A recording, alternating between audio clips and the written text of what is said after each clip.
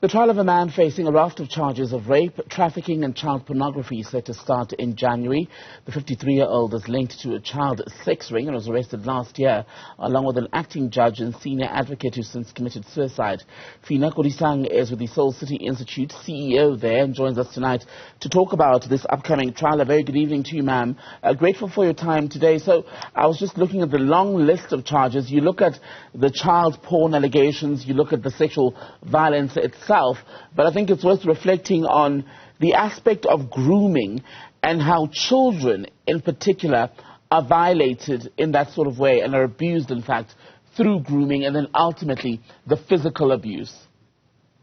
Yeah, in fact, they are taken against their will. Trafficking is something you don't volunteer to do, so you are right in saying it's actually child grooming, because while they appear to be willing participants in this thing, there's manipulation, there's coercion, sometimes physical force used and drugs used on these children to put them in a state where their bodies are just involuntarily participating in acts that they don't want to be part of.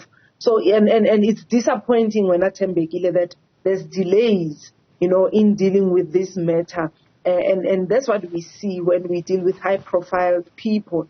We see that their cases are not dealt with in the same manner that we expect, our government to respond effectively, efficiently, especially when there's evidence, because there is evidence. And so why are we delaying to take them to trial and to even deal with this matter? Why did they even get bail is the question we ask.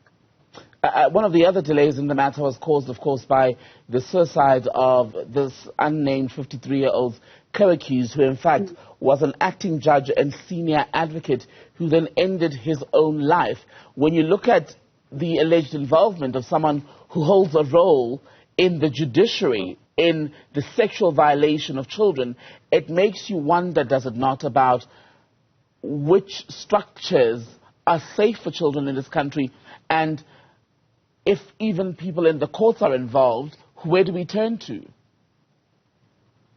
I can tell you women and children in South Africa are not safe. The Constitution, as beautiful as it is, does not have all the arms it needs to keep women and children safe, especially from people who are in the know, about what the law says and what their role should be in protecting. Because if you remember, when we deal with children abuse, we always talk about the duty to report. So if the people we report to are the very same people who are violating the court's laws and the Constitution, then it tells you that we are in a state of crisis in our country. And again, I repeat, we don't deal with this matter as if it's a crisis. We deal with it with very soft hands.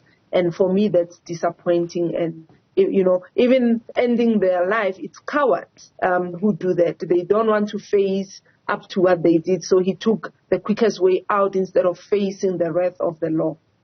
And what do you mean by the issues are being, the violation of children, abuse of children is being dealt with basically kid gloves, so to speak? I'm saying if we see it as a crisis, and it is a crisis, we should not leave room where people can manipulate the system, where people can get away and even be granted bail. Because, the bail that was set, if I remember correctly, the figures were like 20,000, 6,000.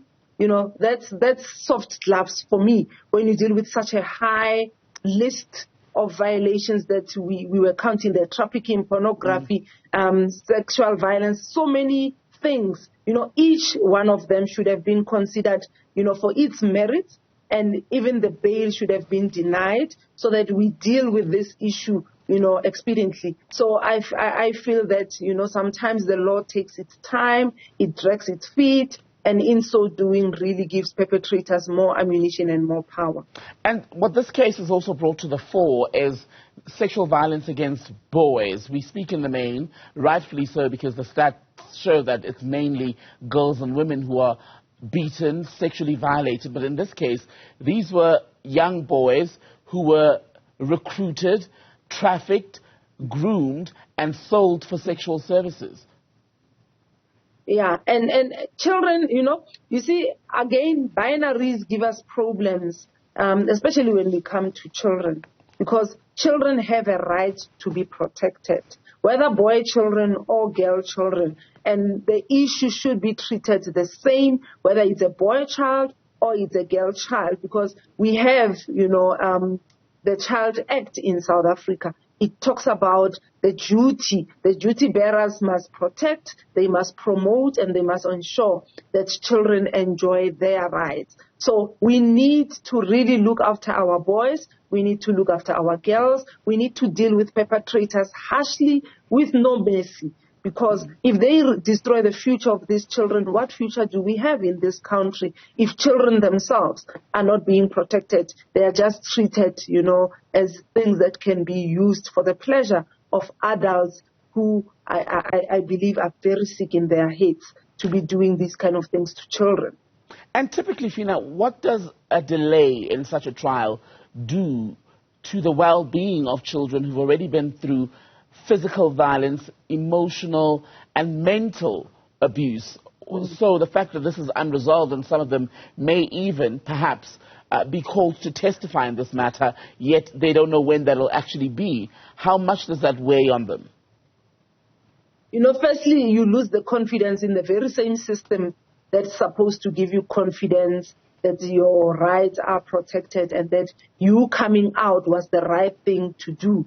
If others who are watching this see how it turns out, they might not come out to report, because now, instead of dealing with the matter, closing it so that we give these children an opportunity to heal, it's dragging, it keeps dragging, and the mental health, the emotional well-being is affected. Even relationships are affected, relationships of trust. I'm sure there's also stigma attached to, children who find themselves in these situations. Because again, we are not kind people. Each time someone falls victim to issues like this, we sort of try to blame them, ask them questions that are not necessary. What did you do? Why you? Do you think you were, flirting with this person, or do you think your behavior gave them, the indication that you are willing to be in this? So the kind of things that are said, the ways in which we handle them, for me, is secondary victimization, secondary abuse. So they need to be